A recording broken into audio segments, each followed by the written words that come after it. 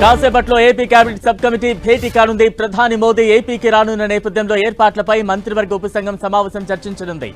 ఈ సమావేశంలో మోదీ పర్యటన ఏర్పాట్ల కోసం తీసుకోవాల్సిన జాగ్రత్తలను చర్చించినట్టు తెలుస్తోంది. ఇప్పటికే మోదీ పర్యటన నేపథ్యంలో ఉన్నతాధికారులు కసరత్తు ప్రారంభించారు. ప్రధాని పర్యటనను విజయవంతం చేసేందుకు ప్రభుత్వం 31 మంది ఐఏఎస్, ఐపీఎస్ అధికారులను కేటాయించింది. రాష్ట్ర స్థాయి నోడల్ అధికారిగా జి వీరపాండియన్ కు బాధ్యతలు అప్పచెప్పింది. సీఎం కార్యాలయం, ఎస్పీజీ, సీఎంఓతో సమన్వయం చేసుకోవాలని ప్రభుత్వం ఆదేశించింది. మోదీ రాక నేపథ్యంలో అమరావతిలో 5 లక్షల మంది బహిరంగ సభకు హాజరయ్యేలా భారీ ఏర్పాట్లు చేస్తున్నారు. పీఎం హెలిప్యాడ్ దిగే దగ్గర నుంచి బహిరంగ సభాస్థలికి వచ్చే వరకు అడుగడుగునా ఆయనకు ఘన స్వాగతం పలికే ప్లాన్ చేస్తున్నారు. వెలగపూడి సచివాలయం దగ్గర హెలిప్యాడ్ నుంచి రైతులు, మహిళలు మోదీకి పూలతో స్వాగతం పలకాలని అనుకుంటున్నారు. పీఎం రోడ్ షోకు సంబంధించి బీజేపీతో పాటు కూటమి పార్టీ శ్రేణులు ఏర్పాట్లలో ఇప్పటికే తలమునకలయ్యాయి. దీనికోసం 6 మంత్రులతో ప్రత్యేక కార్యనిర్వాహక కమిటీని నియమించింది సర్కార్.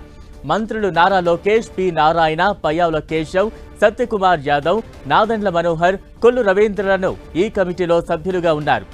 బహిరంగ సభ వేదిక ఏర్పాట్లను ఇప్పటికే ముమ్మరం చేశారు. సచివాలయం వెనుక బహిరంగ సభ వేదిక ఏర్పాటు చేయనున్నారు. వీఐపీలు, ప్రజలు ఈ ప్రాంగణానికి చేరుకునేలా 9 రోడ్లను గుర్తించారు. పీఎంతో పాటు ప్రముఖుల కోసం 4 హెలిప్యాడ్లను సిద్ధం చేస్తున్నారు.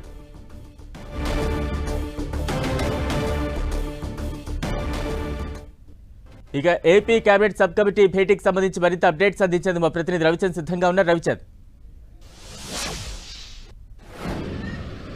బలరాం, ఆంధ్రప్రదేశ్ ప్రభుత్వం ప్రధాని పర్యటనని చాలా ప్రతిష్టాత్మకంగా తీసుకుంది. ఎందుకంటే ఆంధ్రప్రదేశ్ రాజధాని పునర్నిర్మాణం, ఎందుకంటే 2014-19 సమయంలోనే రాజధాని పనులు ముమ్మరంగా జరిగాయి. తర్వాత 5 సంవత్సరాలు ఆగిపోయాయి.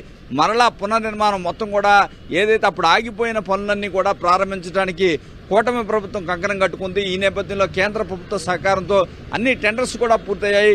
ఈ నేపథ్యంలో పనులైతే పరుగెత్తున్నాయని చెప్పుకోవచ్చు. కానీ లాంఛనంగా ప్రధాని నరేంద్ర మోడీ చేతుల మీదుగా మరోసారి వీటిని ప్రారంభించాలని ప్రభుత్వం భావిస్తుంది. ఈ నేపథ్యంలో ఏదైతే మే 2వ తారీఖున మధ్యాహ్నం మోడీ ఆంధ్రప్రదేశ్ పర్యటనకు రాబోతున్నారు. మోడీ సంబంధించి కూడా ఒక భారీ బహిరంగ సభని కూటమి ప్రభుత్వం ఏర్పాటు చేసింది. ముఖ్యమంత్రి చంద్రబాబు కూడా చాలా ప్రతిష్టాత్మకంగా చూస్తున్నారు. ఎందుకంటే నరేంద్ర మోడీ సహకారంతో దాదాపు 30,000 కోట్ల పైన ఆంధ్రప్రదేశ్ రాజధానికి నిధులు సమకూర్చిన పరిస్థితి మనకు కనిపిస్తుంది. ఇప్పటికే ఏదైతే పనులు జరిగిన కొద్ది కూడా నిధులు ఎప్పటికప్పుడు వచ్చే విధంగా కూడా దానికి ప్రత్యేకమైన ఏర్పాట్లు చేశారు. నరేంద్ర మోడీ సంబంధించి కూడా చాలా ప్రతిష్టాత్మకంగా తీసుకున్న ఈ పర్యటన విజయవంతం చేయడానికి కేబినెట్ సబ్ కమిటీని ఏర్పాటు చేశారు. భారీ ఎత్తున ఐఏఎస్, ఐపీఎస్ అధికారులను కూడా ఇక్కడ అందరినీ కూడా గ్రూప్గా ఏర్పాటు చేయడం జరిగింది. వీరంతా కూడా ఎప్పటికప్పుడు సమీక్ష నిర్వహించు పర్యటనని సక్సెస్ చేసేందుకు వీరంతా కూడా మీటింగ్స్ ఏర్పాటు చేస్తున్నారు. మరి కాసేపట్లోనే కేబినెట్ సబ్ కమిటీ భేటీ కూడా జరగబోతుంది.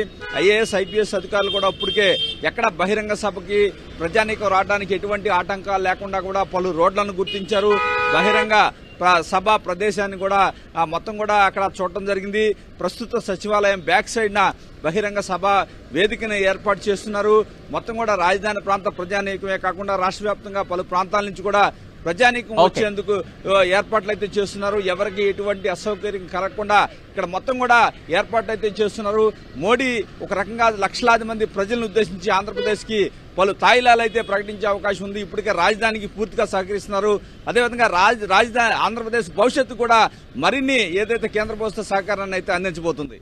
Right, thank you Ravichand.